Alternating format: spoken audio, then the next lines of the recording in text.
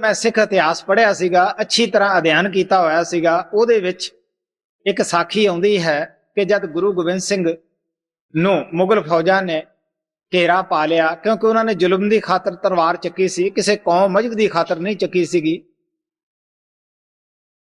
घेरा पा लिया, कुछ उन्होंने सेवक नाराज हो गए, कहने लगे तू तो नित जंग छेड़ी रखता है, असी जाने हैं। गुरु साहब कहने लगे बई तुसी लिख के रख जाओ जिन्हें जाना है, मैं किसी के उत्ते बात नहीं थोपदागा।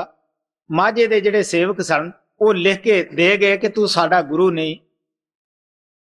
घरे गए, औरतां ने घर वालियां नूं भी नाम सी, उन्होंने पूछया क्यों बई गुरु का की हाल है, कि वो राजी खुशी हैं? वो कहंदे असीं तां बेदावा लिख के दे आए हैं। वो कहने लगियां तुसीं साडे वाले कपड़े पहनो, चूड़ियां पहनो, घरे खाना दाना तैयार करो, असी जानिए। आखिर उन्होंने दे दिल नूं बड़ा दुख होया, वो वापस गए। गुरु साहब उदों आनंदपुर छड़ चुके सीगे। खदराणे की ढाब जिहड़ा अजकल मुक्तसर साहब वजदा है, उत्थे गए। एक माता भागो, एक भाई महा सिंह, बाकी सारे उत्थे मुगल फौजा नाल लड़के शहीद हो गए। ये दो जिंदे सन। गुरु गोबिंद सिंह जी जब उन्होंने दे पास गए, उन्होंने पूछण लगे, वो सहकदे सी, मूँह धोता, रमाल फेरिया मूँह दे उत्ते, कहण लगे बोलो बई तुसी की मंगदे हो, की तुसी तुहानू राज दे दिए, की दईए? वो कहण लगे कि महाराज जी ना तो असीं तुहानू ये कहने साडा पर्दा खोलो, ना ये कहने सानू रब दिखाओ, ना ये कोई दुनिया का राजपाट मंगते हैं, साडी टुट्टी गंढ दिओ। वो कहंदे महा सिंह मैं सारा कुछ उत्थे छड्डिया है, लेकिन वो कागज बड़ा जरूरी करके कोले रखिया है, ਉਹਦੇ ਵਿੱਚ ਤੁਸੀਂ जरूर लिखिया है कि तू साडा गुरु नहीं। मैं तो किते नहीं लिखिया भी तुसी मेरे सिख नहीं गए। यह है दयालु गुरु की वडियाई। जिन्हों नाम दिंदा है वो भावें छड़ जावे, लेकिन वो नहीं छड़दा। प्यारे बच्चों और सारी संगत जी, जो कहानी अभी बाबा जी ने कही है, मैं उसको हिंदी में कहने की कोशिश कर रहा हूँ। कहानी का मेन जो है, मैंने हमेशा ये कहने की कोशिश की कि संतों के अपने तरीके होते हैं अपने सेवकों को किसी उदाहरण के जरिए समझाने के। उसी तरीके से ये कहानी है कि गुरु गोबिंद सिंह जी महाराज जी ने अपने समय में जुल्म के खिलाफ तलवार उठा रखी थी। जब मुगल फौजियों ने उन्हें घेर लिया तो कुछ सेवक नाराज होके और कहने लगे आपका तो रोज का ही काम है, लड़ाई करते रहते, जंग छेड़ के बैठे हो, हम लोग आपका और साथ नहीं दे सकते और हम जा रहे हैं। गुरु साहब ने उनको कहा जितने भी जाना चाहते हैं वे लिख कर दे दे, मैं किसी पर अपनी बात नहीं थोपता। माजा एक पंजाब में इलाका है, जो पंजाब का अमृतसर तरन गुरदासपुर जिले, उस इलाके को माजा भी कहते हैं। वहां के 40 सेवक थे जिनका सरदार भाई महा सिंह था। वे लिख कर दे गए कि अब वे आप उनके गुरु नहीं हो। लेकिन जब वे घर गए तो उनकी पत्नियों ने पूछा कि गुरु साहब का क्या हाल है, तो वे ठीक है। उन्होंने उन सबको नाम लिया हुआ, उन सब ने नाम लिया हुआ था। उन सेवकों ने कहा कि हम तो गुरु साहब को बेदावा लिख के दे आए कि आप हमारे गुरु नहीं हो और हम आपके साथ जंग में शामिल नहीं होंगे। उनकी पत्नियां और भाई भागो जी ने कहा कि तुम लोग हमारे कपड़े पहनो। भाई भागो भी एक औरत थी जो काफी बहादुर थी। उन्होंने जो बंदे आए थे वहां से छोड़ के उनको कहा कि आप हमारे औरतों वाले कपड़े पहनो और चूड़ियां पहन लो और घर का खाना तैयार करो, आपकी जगह हम जंग में जाएंगे। यह बात सुनकर उन सेवकों को बहुत दुख हुआ। वे लोग वापस गुरु गोबिंद सिंह जी के पास गए, लेकिन गुरु गोबिंद सिंह तब तक श्री अनंदपुर साहब छोड़ चुके थे और खदराने की डाक कोई जगह है पंजाब में मुक्तसर के पास, श्री मुक्तसर के, जो कि आजकल उस टाइम उसको खदराने की डाक कहते थे, जो इलाका आजकल श्री मुक्तसर साहब के नाम से जाना जाता है। वहां चले गए, उनके पीछे वे सिख भी गए और लड़ाई में शामिल हुए। माता भागो और भाई महा सिंह को छोड़कर बाकी सभी सिख मुगलों के साथ जंग करते हुए शहीद हो गए। जब गुरु गोबिंद सिंह जी महाराज जी उनके पास आए तो वे आखिरी सांस ले रहे थे।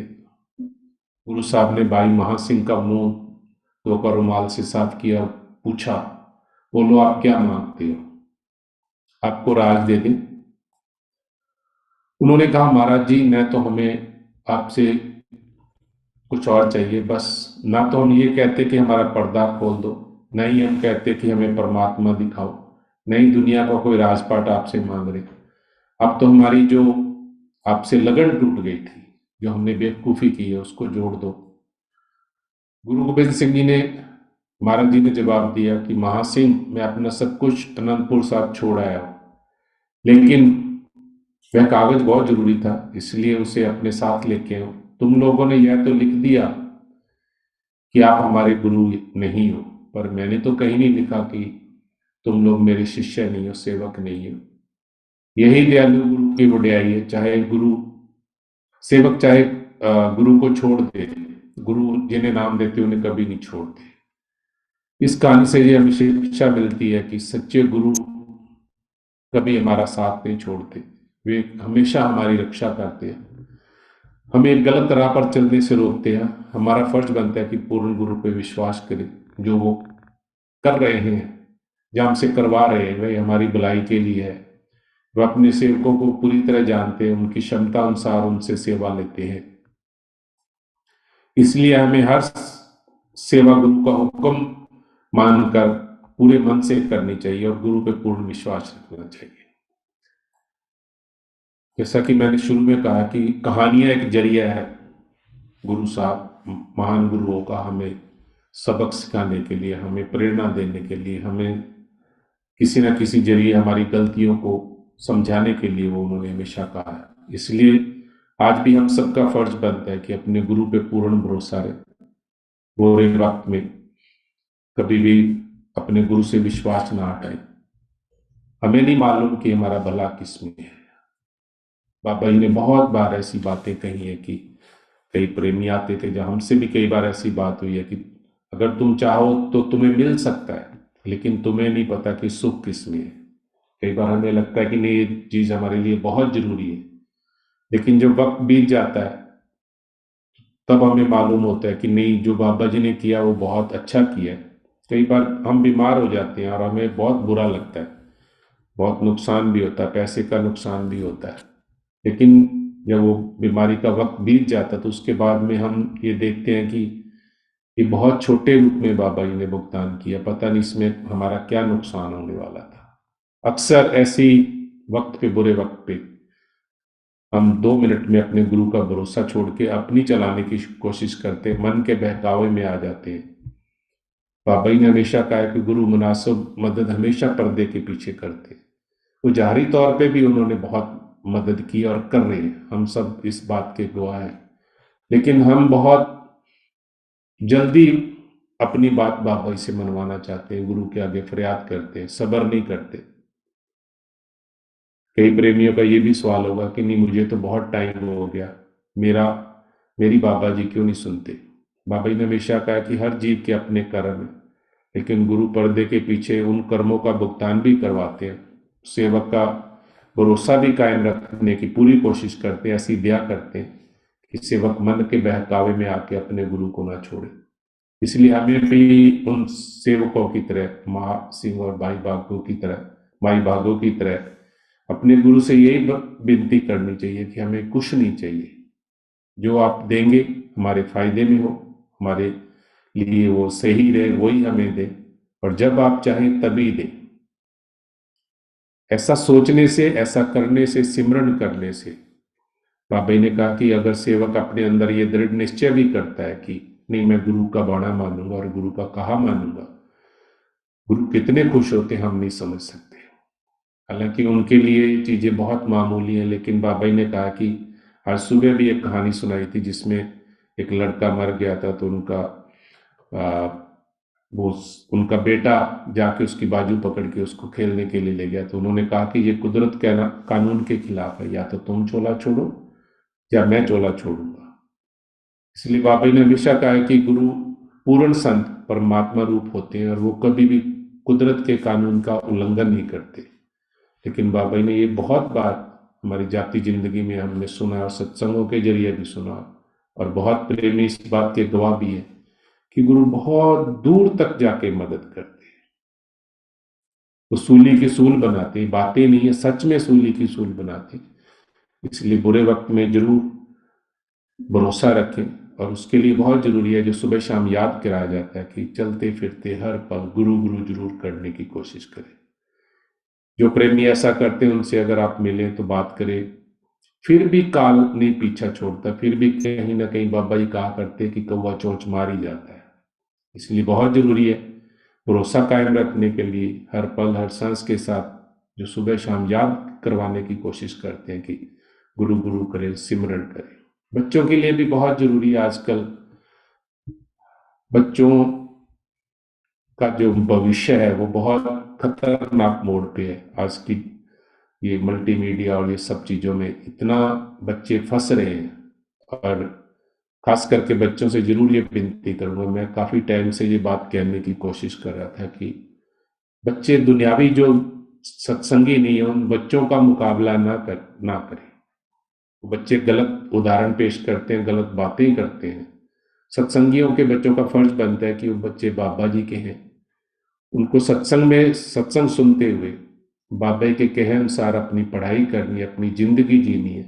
ना कि जो दुनियावी बच्चे अपना फालतू की बातों में जाके अपना वक्त खराब करते हैं, गलत उदाहरण बनते हैं, माँ बाप के लिए परेशानी का सबब बनते हैं, कई बार बेइज्जती का कारण भी बनते हैं।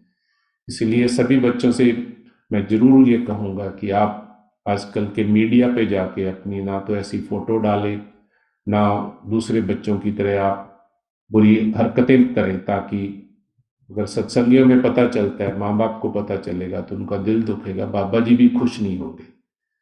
बाबा जी पे भरोसा बनाए रखने के लिए जरूरी है, मैंने काफी टाइम से ही सोच रहा हूँ कि अभी काफी बच्चे हैं जो पिछले काफी टाइम से शब्द नहीं गा रहे। उन पेरेंट्स का फर्ज बनता है कि ये छोटी बात नहीं है।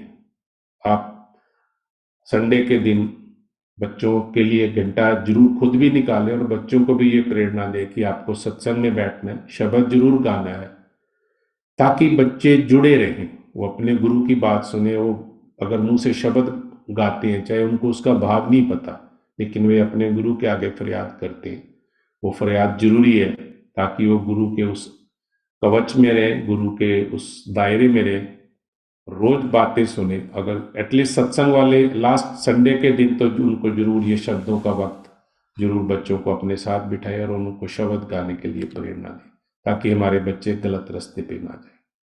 अब सबसे यही विनती है, अच्छा बुरा वक्त चलता रहेगा, रोजाना हमारे मन के कहे अनुसार चीजें नहीं होती। रोजाना वो होता है जो हमारे कर्मों के हिसाब से और गुरु की मौज में होता है। आपका ड्यूटी, हम सबकी एक ही ड्यूटी है कि जितना हो सके अपने दुनियावी काम करते हुए अपनी परेशानियां अपनी खुशियों के बीच समय निकाल के सिमरन जरूर